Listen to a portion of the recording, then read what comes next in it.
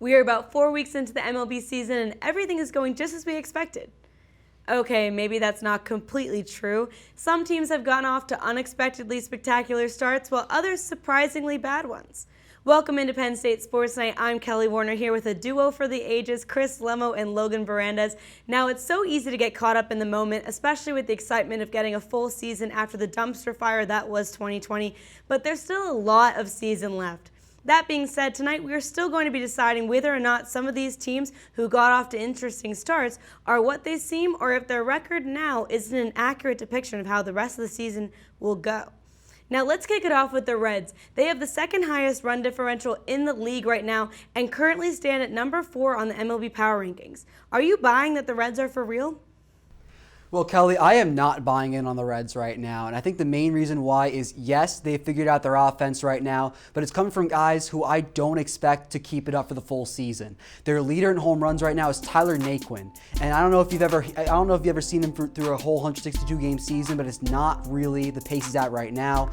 Oh, another guy to look at, Jonathan India, hitting around 280 right now, hasn't been known to have great seasons all around. This Reds team, they have a couple good guys in the lineup like Castellanos, Mike Moustakas, doing well so far right now, but I think as those guys I mentioned before start to fade out, I think this Reds team will start to fade out as well.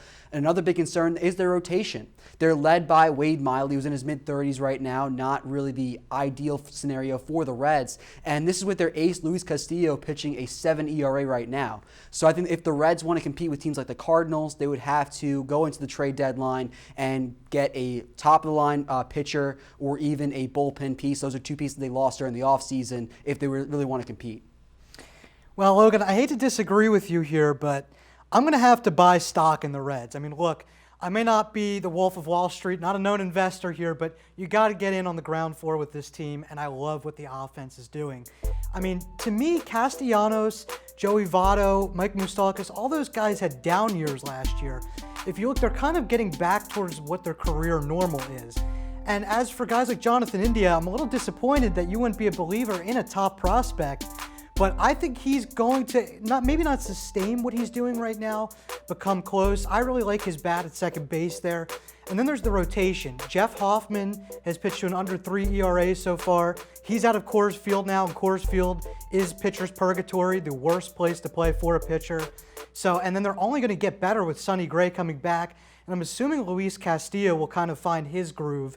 So while the offense might cool off a bit, I'm expecting that pitching to get better and kind of even it out. And with the NL Central being really underwhelming, I don't see why the Reds couldn't make a run.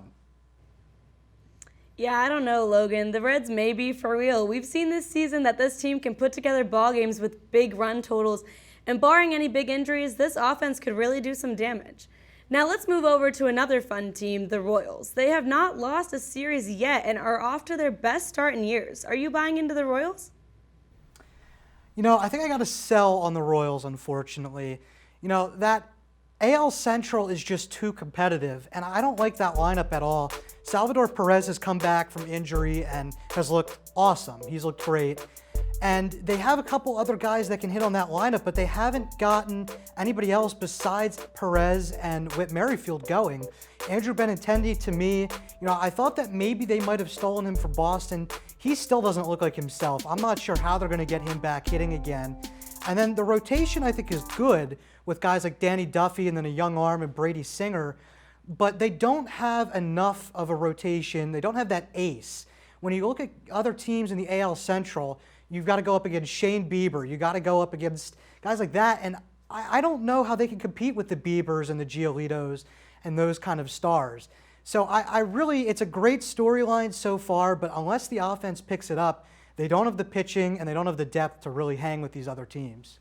Yeah, I agree with you, Chris. I think this is more of just a hot start right now for the Royals. And looking at the division, it's really a top-heavy one with teams like the White Sox and the Twins looking really strong. Or at least on paper, they're looking very strong. So I think that the Royals right now, their lineup has been a cause of concern right now. Their main acquisition in the offseason, Andrew Benintendi, you kind of mentioned him before, hitting around 220 right now so far to start out the season. But other than Salvador Perez and Whit Merrifield, who have been the stars for this team, there's not really too much to get excited about in Kansas City thus far. And the rotation, they would need a little bit more star power, in my opinion, if they want to make a run, which I don't think they should, and really compete with those teams at the top. But right now, I think this is more just a hot start for the Royals, and I think they can fizzle out very soon. Yeah, I agree. The Royals may be top of the division now, but I also don't buy into it for the long run. Now let's talk the Yankees. They were odds-on favorites to win the AL pennant at the start of the season, and now they sit at the bottom of the worst division, after their worst start since any of us here have been alive. So Logan, are you buying that this is how the Yankees are going to be for this season, or is a winning streak around the corner?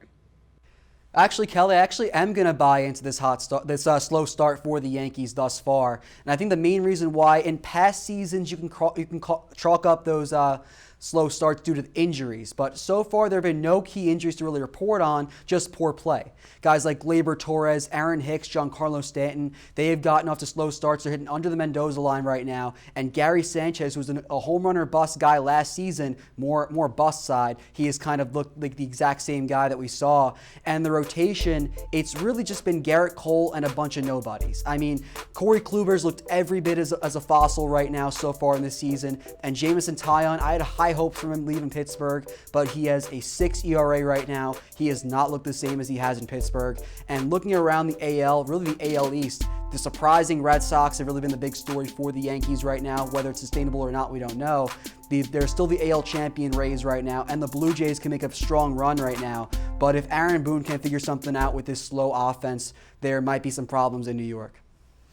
Yeah, the offense is concerning, but I'm going to slightly sell on this. Now, what I mean by that is, look, I don't think that they're going to be the juggernaut, run the AL like everybody thought. The AL, to me, is now wide open. And I think it's because of the depth for the Yankees. But I do think the Yankees still make the playoffs. The depth just isn't there for this team anymore. Now, I do think that there's a couple guys like Gio Urshela hasn't hit that well lately. I think he'll bounce back. And then they're really going to need Luke Voit to come back strong. He's on the disabled list right now. He looked amazing last year, and I think he was up there in the home run totals last year. Now, when you look at the depth, like the Luke Voit injury, so just one position player getting hurt, opened the way for them to have to trade for a guy like Rougned Odor, and he's not going to solve any offensive problems. The guy's hitting below 200. He hasn't made contact with anything since he made contact with Jose Bautista's face back in 2016 in that now infamous fight. They're going to need more out of that offense, and also, like you said, Jameson Taillon and Corey Kluber. They need those guys to step up too. I think they will, and they'll be okay and make a playoff run, but not a juggernaut by any means. Yeah, if I were a Yankees fan, I also would have considered throwing baseballs on the field. But I do think there is a bright spot at the end of the tunnel for the Yanks. Now, to another team who's off to a dismal start, the Nationals had the biggest drop in the power rankings last week. Now, we're familiar with their slow starts, and sometimes they can turn out like 2019, but they have a -15 run differential and several key injuries. So how are we feeling about the rest of the season for the Nats, Chris? Well, look, I mean, I only have $70-some to my name here. But look, I'm throwing it all in on the Nationals tanking this year. They are off to a horrible start. They have way too much money invested in their dinosaur-like pitching staff. I mean, for somebody to actually believe that John Lester is going to come back and solve the void caused by Strasburg being hurt for like the 50th time is ludicrous. They're not going to be that good. And they have guys like Josh Harrison right now hitting like 450, and other guys playing out of their mind right now that offensively, they're not going to be able to keep that up. You know, I like Turner, Soto, and maybe Robles, but even Robles hasn't had that big breakout yet. So for me, I got to buy in on this team, possibly even being in last. I know I had them in fourth, but they just look like they're going nowhere right now with that pitching staff. Yeah, Chris, it's a solid bet, and I might even double down here. Do you take credit? I mean, I could always Venmo you, but I will make a strong bet that the Nationals will finish in last place coming at the end of the season here. And the big strength going into the season for the Nationals was this rotation. But Max Scherzer, he has looked okay thus far, but Steven Strasburg, ever since he signed that big contract extension after the World Series, it has been a tough road for him, whether it's due to injuries or poor play. And then Patrick Corbin has looked horrendous so far during this season. And there was tweets that came out where even Patrick Corbin can hit a home run off Patrick Corbin right now. That's just how bad he's been thus far. But with the rotation struggling as much as it has, the offense is really just kind of relying on guys like Juan Soto and Trey Turner. The rest of the lineup is just a home run or bust old group of guys.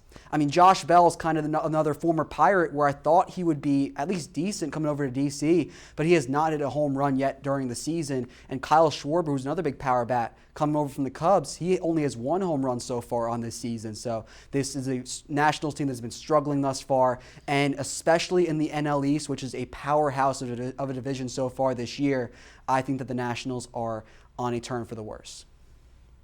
Yeah, I don't think the Nats are turning this thing around like they did in 2019, especially in that division.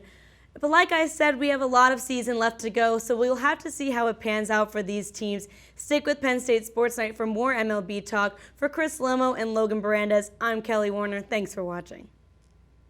Thank you for watching this edition of Penn State Sports Night. If you're a fan of our content, please be sure to subscribe to our YouTube channel for more clips.